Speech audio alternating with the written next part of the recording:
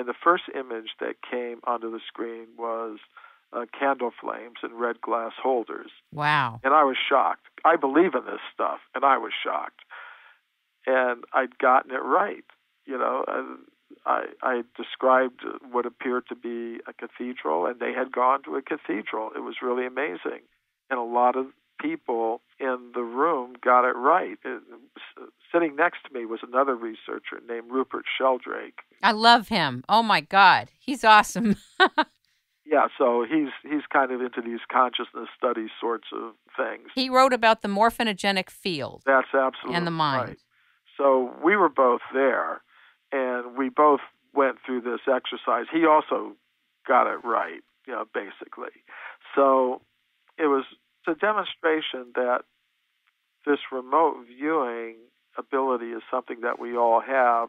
Now, like any ability, mathematics or music, some people have it to a greater extent than others, but it is something that we all have, although we may not be aware of it. And this experience that I had in Montreal, which I talk about in depth in my book, The Forbidden Archaeologist, was for me a very meaningful experience because, as I said, I believe in these things. But even to me, it was surprising that I myself had this ability to a greater extent than I myself believed. What led you to get involved in this kind of work? Well, the reason I got involved in this forbidden archaeology work is something that comes from the way I was brought up. I was born in a military family. My father was a military intelligence officer. So for a long time when I was growing up, I would be moving from place to place in the United States, to Hawaii, to Europe, to all kinds of different places. So I grew up understanding that there are different people in different places who see things in different ways. I think it opened me up to the idea that there's more than one way to look at things. For example, when I was 5 or 6 years old in my first and second grade classes in Hawaii, I had little classmates who were Hawaiian, Chinese, Japanese, Filipino, Samoan, Hawaiian, Caucasian, Black American. I had all kinds of classmates with all kinds of different cultural backgrounds and perspectives. And I think it was these experiences that opened me up to the idea that there are different ways of looking at things. And another thing, because of my father's profession as an intelligence officer, I learned there's such a thing as hidden knowledge. There is knowledge that people are not always aware of, whether it's government knowledge or military knowledge or, by extension, scientific knowledge. So I did learn there could be such a thing as forbidden knowledge, hidden knowledge. So as I grew older and was confronted as I moved into my 20s with finding my own path in life, I began exploring different wisdom systems and cultures. I'd become a little bit disillusioned with the university education system and what it was offering. I decided there have to be other ways of getting at truth. And I came upon the ancient Sanskrit writings of India and the spiritual culture of India and became attracted to that.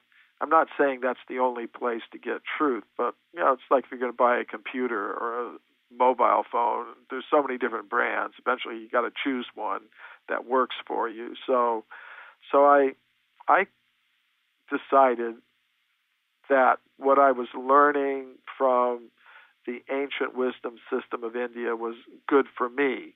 The idea of having a spiritual guide, a guru, of practicing meditation and yoga, of adopting belief in reincarnation and things like that. This was all very good for me. But as I studied those ancient Sanskrit writings of India, I could see they were talking about human civilizations on this planet going back many, many millions of years, all the way back to the beginnings of the history of life on Earth. So I began to think about that. Is that really true? It's also mentioned in other wisdom traditions, the Bible, the Quran, practically every ancient wisdom tradition says human beings have been here since the beginning. So I began thinking, is that true, or is it just some mythology? If it's true, there should be some physical evidence to support it. And that's what got me looking into the history of archaeology. And when I looked at the textbooks of archaeology, I didn't see any evidence for extreme human antiquity.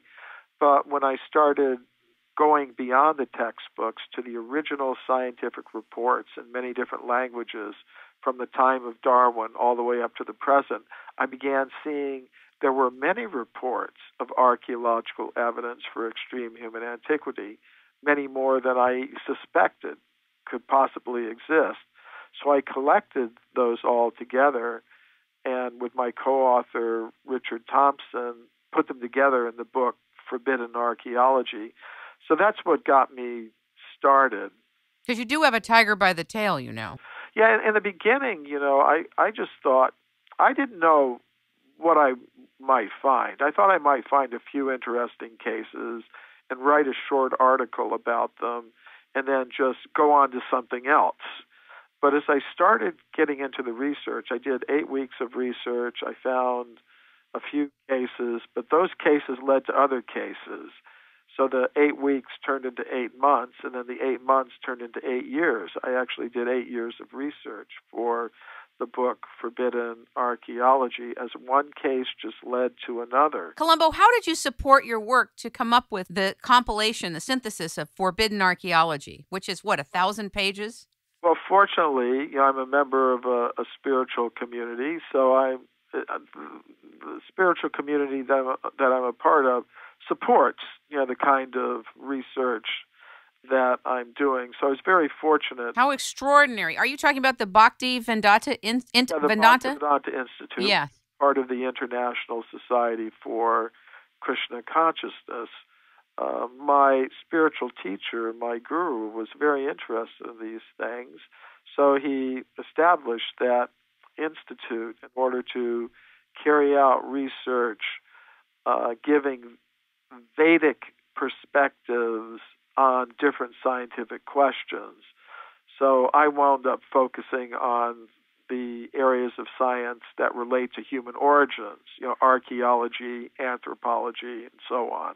You're a member of the History of Science Society, the World Archaeological Congress, the Philosophy of Science Association, and the European Association of Archaeologists, as well as an associate member of the Bhakti Vedanta Institute. How are they all very cutting-edge institutes or societies and organizations that allow for new knowledge, or are some of them really very conservative? They're actually pretty open. What I did, I wanted to communicate my ideas to a lot of different audiences. I wanted to communicate my ideas to the general public. I also wanted to communicate my ideas to the academic and scientific worlds. So what I did was I joined various academic and scientific societies that are involved in topics that relate to my research, like history of science, archaeology, and so on. For example, I joined the World Archaeological Congress, and once you're a member, then you receive invitations to conferences that they organize. So, for example, the first scientific conference that I presented my work at was a meeting of the World Archaeological Congress that was held in New Delhi, India, in 1994.